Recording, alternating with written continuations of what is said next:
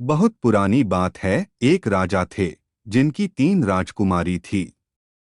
राजा ने तीनों राजकुमारी को शिक्षा लेने के लिए गुरु के पास गुरुकुल में भेजा था।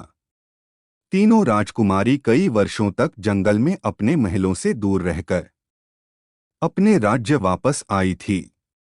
राजकुमारी के महल वापस आने की खुशी में राजा ने बहुत बड़ी दावत आयोजन करवाई। राजा ने अपनी तीनों राजकुमारी को दावत के दौरान राज्यसभा में उपस्थित रहने को कहा था। दावत शुरू हुई तो राजा ने अपने महामंत्री से कहा, मंत्री जी, क्या आप राजकुमारी से कुछ सवाल करना चाहेंगे? हमें भी तो मालूम हो हमारी राजकुमारी हमसे दूर होकर गुरु से क्या शिक्षा पाकर वापस आई है।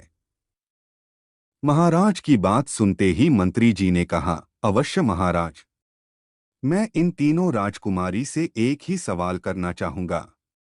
आपका प्यार तो हमें मालूम है कि आप इन तीनों राजकुमारी को एक बराबर प्यार करते हैं, पर हम सभी सभा में उपस्थित यही जानना चाहेंगे कि तीनों राजकुमारी आपसे कितना प्यार करते हैं। बड़ी राजकुमारी ने तुरंत उत्तर दिया, हम महाराज को इतना प्यार करते हैं जितना सूर्य इस धरती से करती है।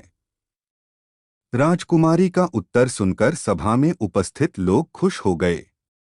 दूसरी राजकुमारी ने कहा, मैं महाराज को इतना प्यार करती हूँ जितना महाराज अपनी प्रजा से करते हैं। सभी लोग यह उत्तर सुनकर भी प्रसन्न हो गए। तीसरी राजकुमारी ने उत्तर दिया, मैं महाराज को इतना प्यार करती हूँ जितना लोग खाने में नमक से करते हैं। तीसरी राजकुमारी के उत्तर से सभा में उपस्थित सभी लोग हंसने लगे। मंत्री चुपचाप राजकुमारी की उत्तर पर विचार कर रहा था।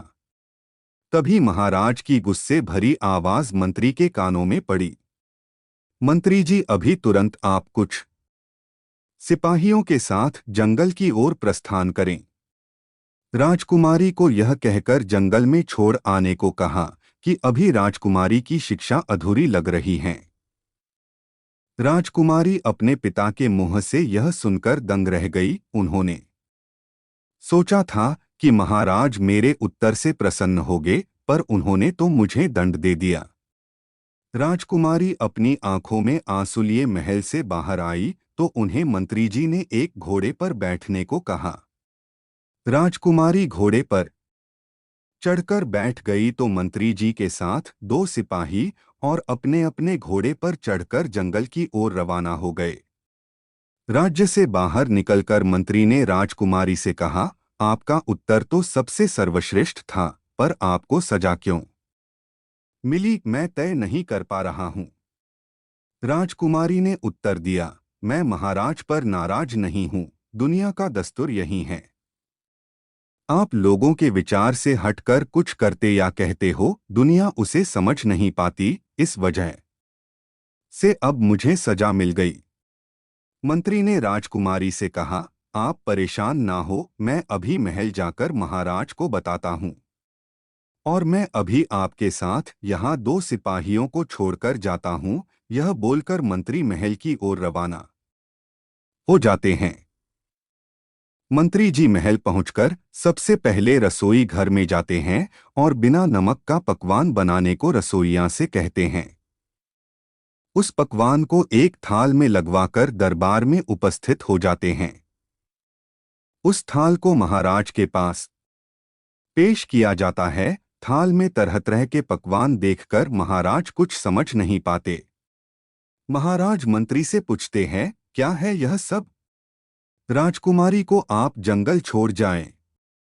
मंत्री ने उत्तर दिया, जी महाराज, और साथ ही आपके लिए यह भोजन है, आप इसे चखें और बताएं कि कैसा बना है। महाराज खाना खाते ही समझ जाते हैं कि मंत्री ने यह थाल क्यों बनवाया है।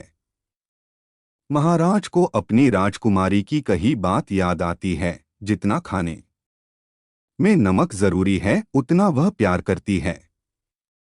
महाराज के आंखों से आंसू आ जाता है। वह तुरंत मंत्री जी के साथ जंगल में राजकुमारी के पास पहुंचकर उनसे अपनी गलती की माफी मांगते हैं और राजकुमारी को अपने साथ महल लेकर लौट जाते हैं। कहानी आपको अच्छा लगा तो लाइक और सब्सक्राइब कर देना प्लीज। धन्यवाद।